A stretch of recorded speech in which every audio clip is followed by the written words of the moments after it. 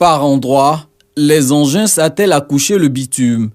Plus loin, la chaussée est déjà praticable, sauf quelques points critiques encore à traiter pour faire de la Y4, voie de contournement d'Abidjan, l'ouvrage tant attendu. Longue de 27 km, elle relie dans sa phase actuelle les communes de Cocody, Abobo et Anyama, juste à proximité du stade Alassane Ouattara d'Ebempe, où se joueront des matchs de la prochaine Coupe d'Afrique des Nations en janvier et février prochain.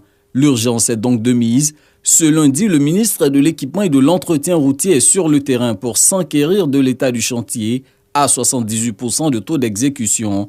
Surtout pour suivre à la lettre les instructions fermes du chef du gouvernement de livrer le chantier dans les meilleurs délais.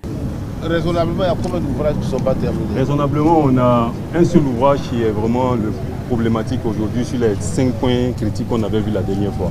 Tous les autres ouvrages, on est capable de les terminer avant le 15.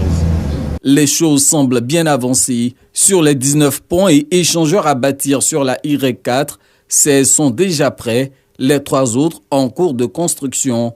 Amédée Kouakou se montre optimiste. Du carrefour d'Alépé jusqu'au stade de Bempe. Là, nous avons donc 14 km. Le chantier est très bien avancé, mais vous voyez que là-bas, on a beaucoup plus de montagnes. Donc, il y a beaucoup plus de ponts à construire que nous avons quasiment terminé.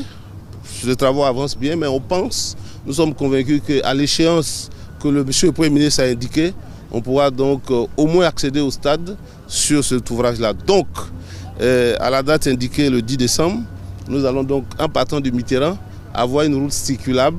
Même si l'autoroute n'est pas entièrement terminée, mais on pourra donc rouler sur la route jusqu'au stade de Bempe. Avant de visiter la Y4, Amédée Kouakou était sur le boulevard de la sortie est d'Abidjan, menant de la prison civile à Yopougon au péage de Thomasé, en passant par le stade d'Ebempe.